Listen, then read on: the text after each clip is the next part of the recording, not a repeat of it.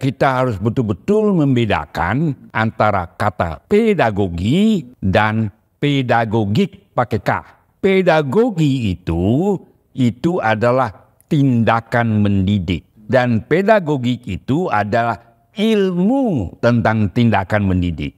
Ini menurut yang Mas Bambang baca, Langeveld. Pertanyaannya, apakah kegiatan-kegiatan bullying itu, kemudian yang baris berbaris menunggu presiden, apakah itu tindakan mendidik? Itu dipertanyakan lah. Ya. Kalau kita nggak perlu ada jawabannya dulu, tanya dulu. Ini tindakan mendidik? Ada yang bilang mungkin iya, ada mungkin bilang tidak gitu ya. Tapi itu pertanyaan yang perlu kita pertanyakan gitu. Yang bullying pun jangan-jangan ada yang bilang, oh itu mendidik gitu kan. Kalau itu bahasanya GK, memotivasi.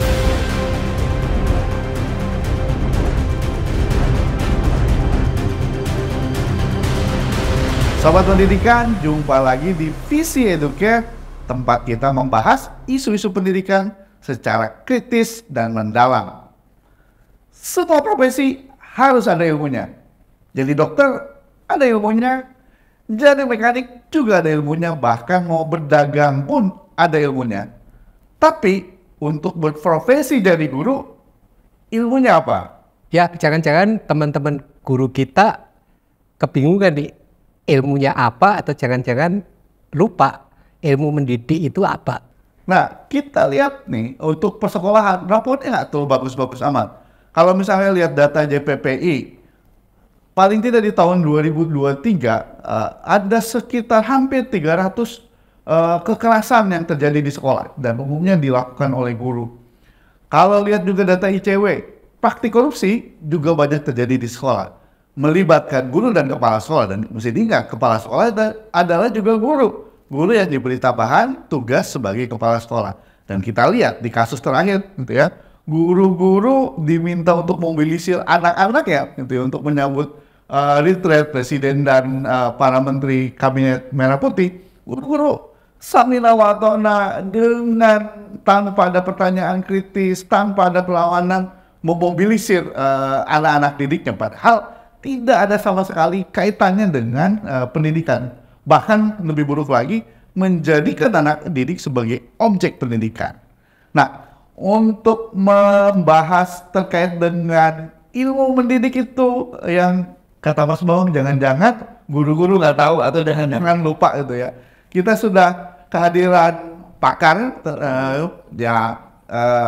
ini kolega kita, bahkan sebenarnya bareng dengan kita ya. Pak Lodi ini nggak mau disebut pakar. Nggak mau disebut pakar. Tapi orang yang memperhatikan ya. Bukan cuma memperhatikan, juga terlibat. Ya. Aktivis itu ya. Walaupun istilah aktivis masih ingat saya dulu ya. Semakin aktif, semakin tipis.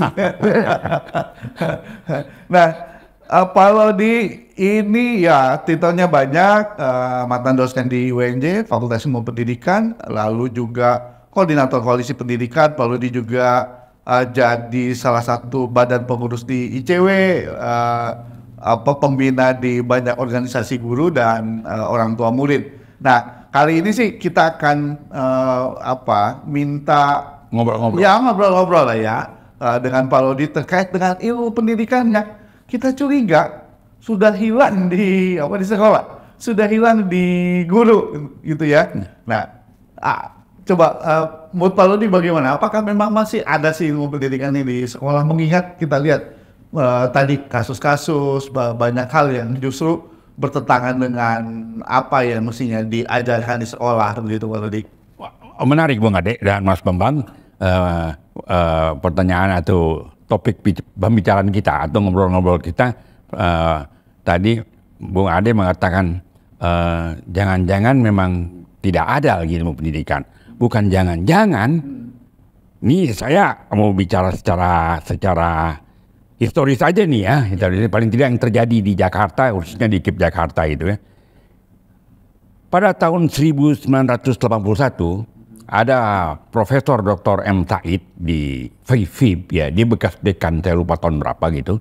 Pasti dekannya mungkin tahun itu Fakultas Ilmu Pendidikan. Ya, Fakultas Ilmu Pendidikan. Mungkin tahun 1970-an lah jadi dekan. Nah, dia pada saat dia mau pidato pengukuhan guru besar, atau ketika dia melakukan acara diskusi panel, paling tidak dia mengatakan begini. Ilmu pendidikan ini seperti ini posisinya. Bagai kerakap tumbuh di atas batu, hidup enggan, mati tak mau. Jadi hidup kesukaran. Sukar. Melarat. Kalau di Islam layak mutu wala yahya. Oke, terjemahin. Hidup segan, mati tak mau. Oh gitu. Jadi hidup itu mati. Itu ilmu pendidikan pada tahun 1981 loh. Ya. Pas saya itu mengatakan gitu. Itu di acara diskusi panel eksistensi ilmu pendidikan di KIP Jakarta pada tahun 1981 saya katakan tadi ya. Dan ini perlu dicatat nih. Ini diselenggarakan oleh Forum Diskusi Mahasiswa IKIP Jakarta. Jadi ini mahasiswa yang menyelenggarakannya ya. Mahasiswa. Ya. Dulu Fodim ya kalau di... Betul, Fodim ya. Nah, pada tahun 1983 Fodim IKIP Jakarta, Forum Diskusi Mahasiswa IKIP Jakarta melaksanakan lagi diskusi panel yang 1983 yang pada saat itu Profesor Dr. H.A.R. Tilaar mengatakan ilmu pendidikan mati. Jadi bukan lagi apa tadi ada bilang Lupa atau apa? Udah ada. Udah nggak ada. 1981 melarat. 1983 Pak Tilaar mengatakan mati. Dulu Pak Tilaar kalau ngomong mati, koit gitu. Kita sering ya ngomong. begitu, betul. Koit. Mati dia. Memang pada saat itu, Mas Mamang bisa komentari kalau Mas Mamang ingat bahwa pada ketika 1983 itu, diskusi panelnya itu namanya, panelnya judulnya Ilmu Pendidikan dan Praktek Pendidikan. Jadi menurut saya di sini ini pada di Kompas itu ditanggapi oleh beberapa ilmuwan lah ya, dan mungkin setahun 2 tahun kemudian ditanggapi secara serius oleh Pak Mokhtar Bukhori. Kira-kira judulnya mungkin Lonceng Kematian Ilmu Pendidikan. Jadi memang sudah ada masalah ilmu pendidikan itu di, kalau bahasa sekarang, di LPTK. Pada saat itu di IKIP ya yang bicara itu. Jadi memang bukan jangan-jangan kelihatannya ini generasi 1979 sampai generasi 2024 memang para guru nggak ada ilmunya, nggak diberikan ilmu pendidikan. Ya akibatnya yang tadi Bung bilang bullying lah. Tadi itu tuh apa baris berbaris. Ya mobilisasi. Ya kalau mereka punya ilmu pendidikan dia kan mesti tahu. Ini sesuai dengan ilmu pendidikan tidak? Itu dulu komentar saya, Mas. Memang tidak. Tapi kuliah di sekolah-sekolah guru masih ada mata kuliah dasar umum. Saya dapat pendidikan. Saya dapat dasar-dasar pendidikan. Oke, menarik nih. Ini menarik nih ya sebenarnya.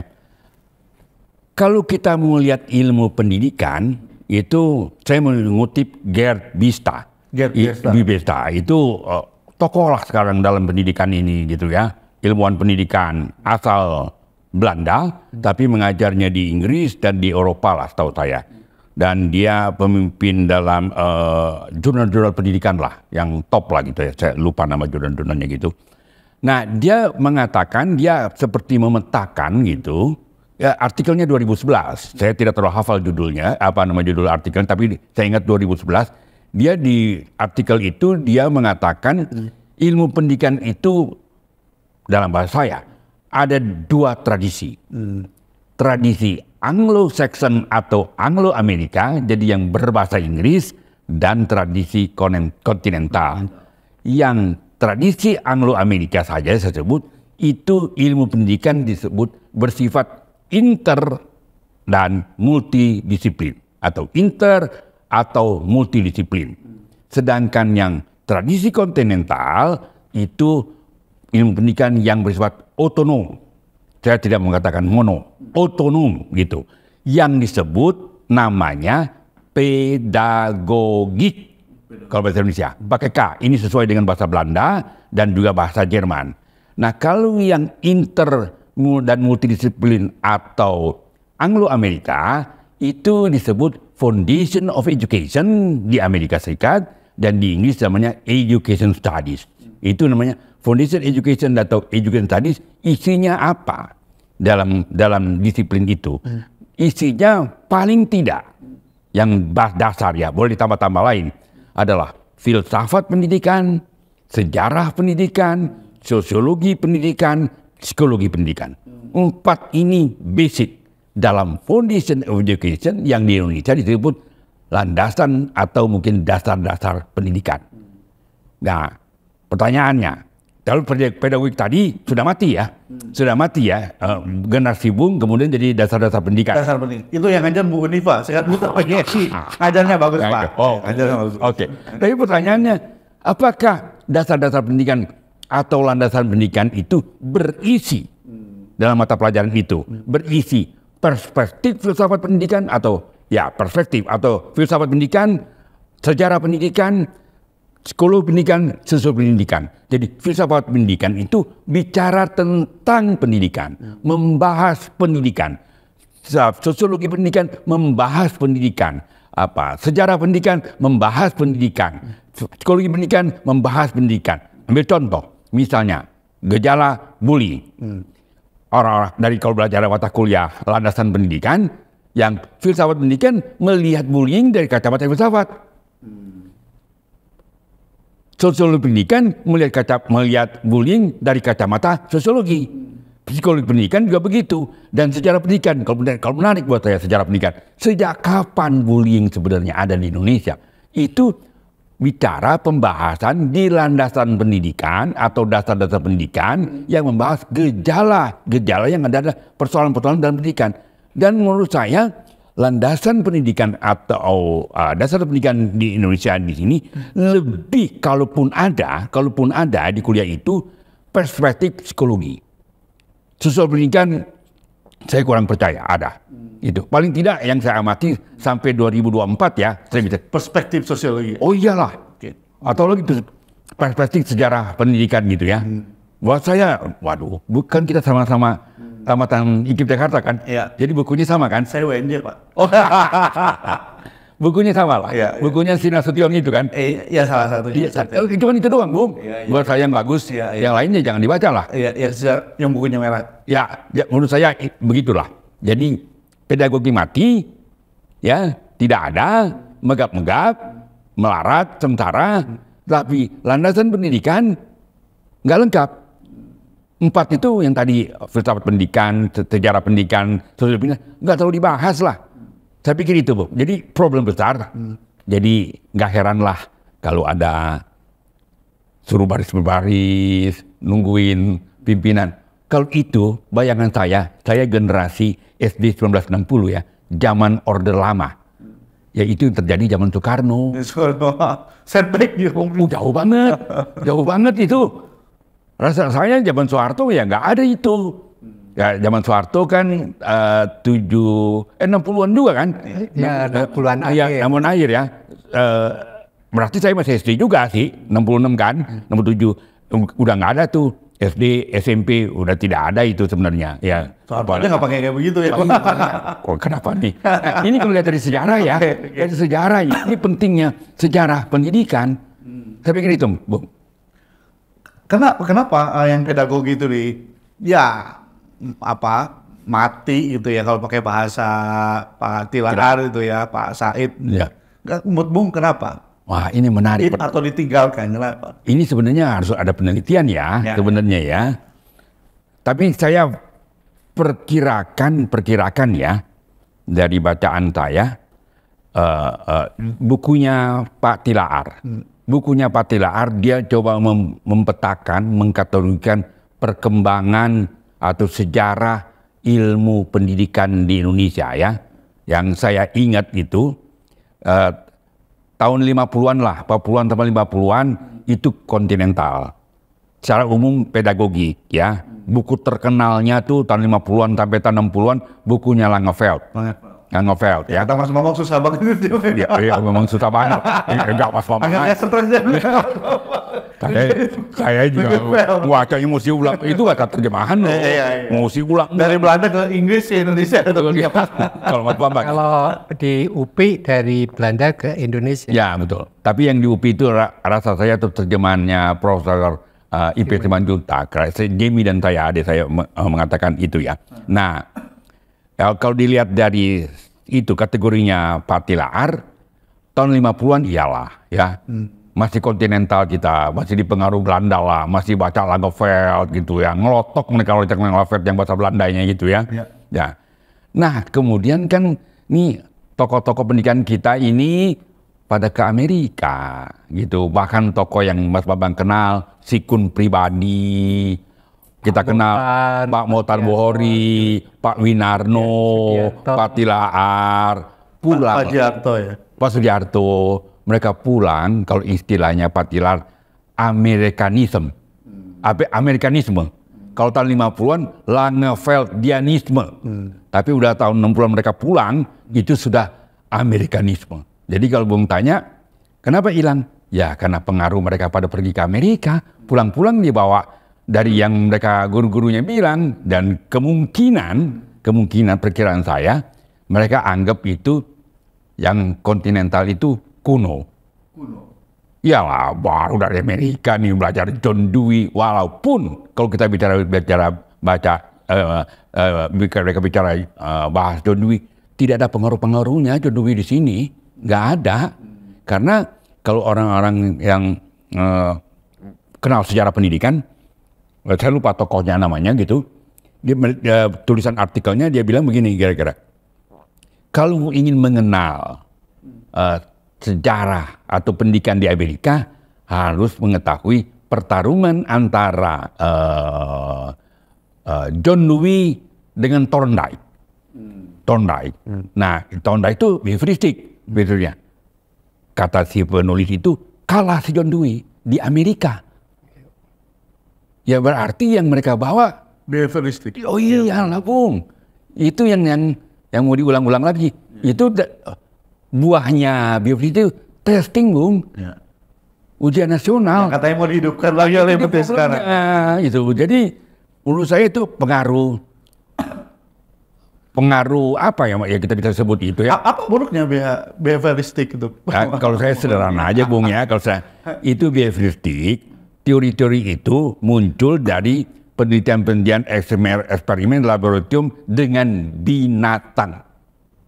Terus dipraktekin ke manusia. Buat saya udah nggak usah dipakai lagi tuh. Mau betulkan secara rasional apa, buat saya tinggalin aja lah. Kalau kata BNJK ada motivasi, kalau nggak ada reward, nggak ada punishment ya. Dia behavioristik aja, ya kan? Iya, itu ilmu binatang yang mereka. Itu buat binatang. Iya Bung, begitu. Ya itu kira-kira sejarahnya ya. Ya, tapi ya ini untuk pertanyaan sebelum Mas Bambang banyak pertanyaannya ya. Tadi kan ngomong soal pedagogi ya. Mungkin Pak Lodi atau Bung Lodi bisa jelaskan apa sih pedagogi? Tadi sudah disebutkan lah pilar-pilarnya. Iya. Bisa jelaskan lah supaya guru-guru ya mulai tahu, oh ini kalau mencari ilmu pendidikan ya ini gitu ya. Ya, betul. Ya ini sebenarnya pertanyaan untuk kuliah mungkin 2 semester ya. Iya, kita ya. Oke, saya kasih poinnya aja ya. Kalau dalam bahasa Indonesia kita harus betul-betul membedakan antara kata pedagogi dan pedagogik pakai K.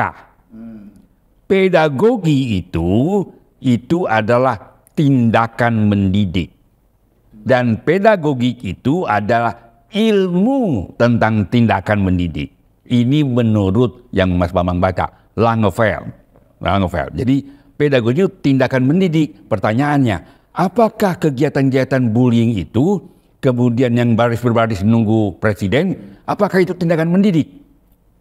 Itu dipertanyakan lah. Kalau kita nggak perlu ada jawabannya dulu, tanya dulu. Ini tindakan mendidik. Ada yang bilang mungkin iya, ada mungkin bilang tidak gitu ya. Tapi itu pertanyaan yang perlu kita pertanyakan gitu. Yang bullying pun jangan-jangan ada yang bilang, oh itu mendidik gitu kan.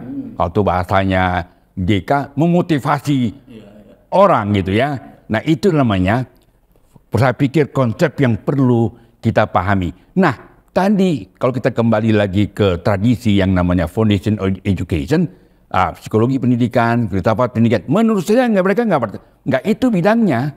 Kalau filsafat pendidikan itu persoalan filsafat, filosofis lah.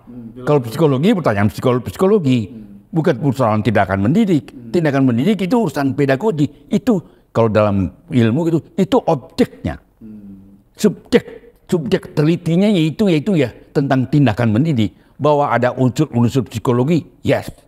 Ada unsur sosiologi, ya. Ada unsur-unsur filsafat, ya. Tapi kita meneliti tentang tindakan mendidik. Hasil-hasil tindakan mendidik yang dikumpulkan secara sistematis menjadi ilmu tindakan mendidik, yaitu pedagogi. Contohnya, di mana itu buku kumpulan-kumpulan tindakan mendidik yang tidak pedagogi? Di buku Ki Hajar Dewantoro bagian pertama pendidikan. Itu unsur-unsur tindakan mendidik. Buku yang kuning ya? Oh, buku kuning. Ya, begitu, Bung. Nah, sekarang kalau mau menghidupkan lagi ilmu mendidik ya, pedagogik, apakah ilmu pendidikan yang sekarang diajarkan di sekolah guru itu dihapuskan ataukah itu dijadikan tadi foundation of education, dasar-dasar pendidikan plus pedagogik mata kuliahnya, kira-kira gimana? Pertanyaan menarik Mas Bambang gitu ya. Saya sendiri itu, dan saya tidak bisa meninggalkan, ya mohon maaf ya, adik saya Jamie ya, kami ini sering berdiskusi tentang itu, bahwa kalau saya sih menganggap bahwa dua tradisi itu harus diajarkan Indonesia. Harus diperkenalkan. Harus, karena masing-masing punya kelebihan dan kekurangan dong. Ya kalau kita orang pendidikan, guru nggak punya perspektif sosiologi pendidikan ya berat juga. Mereka nggak ngerti kalau sosiologi pendidikan sederhananya kan bukan sederhana. Maksudnya begini, saya dimarahin sama orang sosiologi pendidikan bilang sederhana ya. Kan orang sosiologi pendidikan punya pandangan bahwa tindakan mendidik ini itu kan hanya mereproduksi sosial dan budaya kita. Mungkin lebih mau ekstrim, hanya ingin mempertahankan status quo. Sosialisasi. Ya, jadinya sosialisasi. Kalau itu nggak punya guru-guru, ya berat juga. Apalagi kemudian psikologi pendidikan. Ya berat dong kalau guru-guru nggak tahu psikologi perkembangan gitu. Kapan kita sebenarnya tepat mengajarkan matematik yang topik ini gitu kan gitu. Jadi saya pikir dua-duanya diperlukan. Jadi tapi saya barulah ya tanggal 11 saya diundang ya untuk berdiskusi dengan dekan FIP UNJ gitu dengan beberapa profesor gitu, guru besar. Mereka ingin FIP itu ingin menghidupkan lah sebenarnya, betul, bangkitkan dari kubur, betul, membuat mata kuliah ciri fakultas. Dan mereka sudah mengatakan ciri fakultas adalah pedagogi.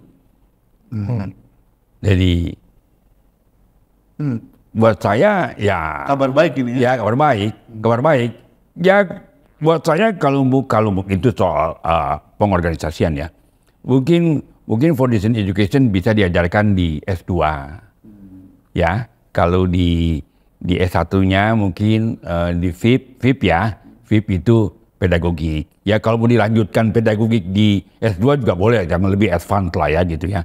Tapi jadi pertanyaan Mas Bambang, saya pikir dua-duanya mau diberikan. Persoalannya, foundation education di Indonesia yang menurut saya lihat di LPTK, menurut saya bisa keliru, pasti bisa keliru, tapi menurut saya tidak lengkap menggunakan perspektif yang 4 tadi itu, filsafat pendidikan, sosiologi pendidikan, sejarah pendidikan, dan psikologi pendidikan berada di mata kuliah landasan pendidikan. Begitu Mas. Dan kalau kesan saya itu jadi apa yang diajarkan di LPTK ya, kalau saya baca sekilas bukunya atau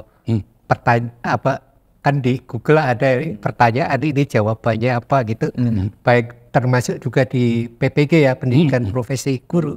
Itu kok kayaknya jadi landasan pendidikan tadi ya, itu jadi kayak hafalan gitu.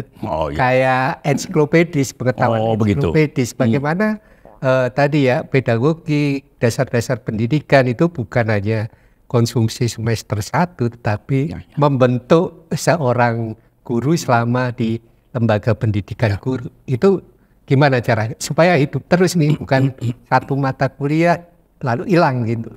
Ini kan problemnya kalau pedagogik ya. Pedagogik itu kalau Langenfeld dan Pak Tilaar kan mengatakan apa namanya, kalau Langeveldt bilang ilmu praktis, bukan ilmu terapan ya, ilmu praktis, bisa dibedain ilmu praktis gitu ya. Jadi ilmu yang berdasarkan dari praktis gitu. Nah kalau Patilar bilang ilmu praksis, dia menggunakan term dari kita semua tahu dari Paulo Freire ya praksis ya, refleksi dan aksi gitu ya. Nah, dan menurut saya ini problem di dunia pendidikan kita ya, buat saya yang saya alami dan menurut saya nggak gampang ya memang, karena itu ilmu praktis, ilmu praksis itu memang calon-calon guru, calon-calon pendidik memang sudah harus terlibat dalam tindakan mendidik itu, dia harus terlibat. Jadi bukan di kelas aja, di luar juga, dan itu yang bukan mungkin, dia harus laporkan di kuliah-kuliah mereka gitu. Saya nggak tahu secara teknis bagaimana ya. Bikin tindakan sekaligus refleksi teoritisnya. Oh iya betul. Barangkali ya. Iya memang mesti begitu. Jadi, buat saya mungkin agak ruwet itu, mungkin harus kita bicarakan tersendiri ya. Tapi buat saya itu harus diingatkan bahwa pedagogik itu ilmu praksis. Dan kalau kita bicara mau membangkitkan lagi ilmu yang sudah lama ditinggalkan, betul, kita kan ya. Bukan hanya bicara soal menghidupkan lagi mata kuliahnya, ya. tapi tentu pertanyaannya ahli-ahlinya harus dididik lagi kan, dan juga pusat studinya, risetnya. Ya. Kalau ilmu mau hidup kan harus ada komponen itu. Kira-kira ini utopis atau bisa dilakukan sebenarnya oleh? Saya pikir pertanyaan Mas Bambang itu poin penting ya. Itu tugasnya bukan tugas kita. Tugas kita bertanya aja ya. Tugas itu kalau ini didengar oleh teman-teman di LPTK yang berposisi dekan atau rektor gitu ya. Ya mereka mikirkan lah bagaimana itu sebenarnya. Kementerian juga. Oh kementerian, pendidikan tinggi ya. Pendidikan tinggi karena berada di pendidikan tinggi itu mereka pikirkan itu. Kalau mereka setuju sama kita, saya setuju dengan Mas Bambang. Udah nggak ada ilmuannya. Ilmu pedagogik udah nggak ada. Kan mata kuliahnya nggak ada. Dari mana melarikan? Nggak ada kerjanya. Ya mudah-mudahan mereka menerima ya pengamatan kita ya. Mudah-mudahan. Kalau nggak juga ya kita bergeraklah di bawah aja lah. Kayak dulu-dulu juga gitu. Itu sebenarnya di peta jalan pendidikan menuju Indonesia Emas sudah disinggung-singgung ya. Disinggung? Membangkitkan LPTK. Oh ya. Artinya mereka mereformasi LPTK, mereformasi LPTK ya sebenarnya rohnya di pedagogik. Betul Mas. Dan foundation education ya, landasan pendidikan ya. Kabar baiknya ya mereka melihat ada masalah di LPTK kan, makanya perlu di reform. Saya sedikit menambahkan Mas Bambang, ini kan generasi taruh kayak generasi saya atau teman-teman guru seangkatan saya dan di bawahnya, ini kan nggak diajarkan lah soal pedagogi, dan sekarang mereka yang bareng dengan generasi bangsa kita lah, generasi muda bangsa kita. Apa yang mesti dilakukan? Kalau dokter nggak punya ilmu kedokteran, itu kan dia bisa malpraktek. Mekanik nggak punya ilmu untuk mesin, mereka bisa bongkar-bongkar nggak bisa pasang-pasang, ya kan? Kalau pedagang nggak punya ilmu dagang, rugi melulu Pak, acuan-acuan. Nah kalau guru ini kan, kalau dokter, mekanik atau tadi pedagang, hasilnya kan dampaknya kelihatan. Langsung. Ya. Kalau anak didik nggak kelihatan, Bang. Itu dampaknya tahunan. 10 tahun, 20 tahun kemudian. Betul. Dan ini yang berbahaya. Betul. Apa yang mesti dilakukan, Pak? Ya paling tidak bukan oleh kita, itu paling tidak orang-orang yang punya posisi ya. Iya, betul. Ya, paling tidak saya mengacu pada teman-teman, saya sebut teman-teman lah ya di Fakultas Ilmu Pendidikan UNJ ya, mereka sudah sadar ingin melakukan mata kuliah itu, dan terpikir kan laki-lakinya sebenarnya sudah ada dalam pengertian begini menurut saya, koreksi saya, LPDP yang beasiswa itu ya kalau mereka lihat ya kirimlah negara-negara yang ada mata kuliahnya pedagogik. Yang menurut saya ya paling tidak di Eropa dong, gitu. Ya begitu. Selain memang harus bekerja keras, LPTK khususnya Fakultas Ilmu Pendidikan ya, mereka harus bekerja keras untuk membuat kembali disiplin pedagogik. Mereka harus bekerja keras gitu ya. Dan paling tidak di Indonesia ini kalau kita bicara pendidikan kan jumlah gurunya aja 4 juta, muridnya puluhan juta, sekolahnya puluhan ribu ya. Nah ini masa untuk kelas Indonesia yang besar itu kata Pak Prabowo nggak ada pusat kajian pendidikan dan ilmu pendidikan. Ya betul, saya pikir itu. Saya kembali lagi pada Pak Tilaar ya, saya nggak tahu nih nyambung atau tidak. Pak Tilaar kan termasuk orang yang bukan mendukung, meminta gitu ya, mengusulkan. Saya tahu betul gitu, saya dengar tahun 1986 atau 87, Pak Tilaar sudah mengatakan merevitalisasi FIKIP, yaitu menjadikan universitas. Itu wider mandat. Betul dia. Kemudian jadi wider mandat ya itu ya betul. Dan saya pernah bertemu dengan Pak Tilaar, kemudian ngomong, sepertinya nadanya saya protes kali ya. Jadi Pak Tilaar itu bilang, tidak loh nih, saya ada dokumennya, maksudnya dia ada tulisannya. Dia kasih ke saya, intinya kira-kira begini. Dia atau Pak Tilaar mengusulkan merubah IKIP menjadi universitas. Salah satunya biar terjadi pergaulan keilmuan. Ya kalau di IKIP kan IKIP aja kan, bagian pendidikan doang. Tapi kalau dia berada di universitas, wah orang yang pendidikan ekonomi bergaul sama ekonomi gitu kan, ngomong ilmuwan ekonomi gitu kan, misalnya geografi, pendidikan geografi dengan geografi begitu kira-kira gitu. Dan yang poin penting buat saya adalah Pak Tilaar ingin Fakultas Ilmu Pendidikan itu tugasnya adalah mengembangkan ilmu pendidikan Indonesia. Harus ditambahkan Indonesia. Oleh karena itu bukunya Pedagogik Teoritis Sistematis untuk Indonesia. Ya memang yang mikirnya udah keindonesiaan ya. Karena di mana-mana dalam ilmu manajemen konteks ini harus ada. Betul. Karena nggak bisa semua diambil ya, betul.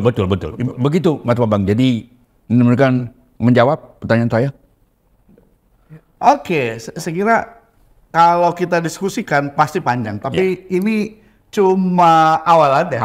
Diskusi awalan. Nanti kita akan sambung lebih detail lagi, kita diskusi soal ilmu atau soal pedagogi ini gitu, dan kami juga akan menyelenggarakan ya kita baru menggagas ya.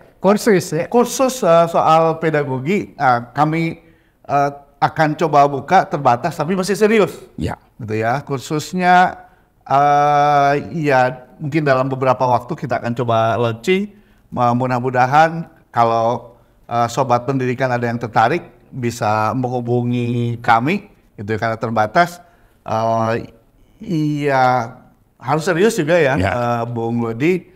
Dan ya mudah-mudahan ini salah satu ikhtiar kita untuk membangkitkan kembali pedagogi dan mudah-mudahan bisa jadi inspirasi paling tidak para pembuat kebijakan, LPTK mulailah gitu ya, menghidupkan kembali supaya ada perbaikan di pendidikan kita sehingga ya pendidikan tidak lagi dipolitisasi, apalagi guru ya. Yang paling jadi korban tuh guru. Betul. Guru peserta didik. Ya, Coba kalau guru-gurunya kritis gitu ya. Seperti kalau kita dalam episode sebelumnya kita bahas soal guru pada era penjajahan itu ya, punya otoritas yang besar. Poin itu. Iya kan? Dan saya kira pendidikan kita pasti akan jauh lebih baik lagi gitu ya. Dan kalau pendidikan jauh lebih baik, bangsa ini pun pasti akan jauh lebih baik. Sekian, itu saja Sobat Pendidikan. Sekali lagi jangan lupa like, komen. Kalau ada isu-isu yang ingin didiskusikan, silakan, atau mau kolaborasi dengan Visi Educare, silakan. Sampai jumpa lagi kita di episode yang akan datang yang tentu saja menarik dan penting buat kita semua. Salam.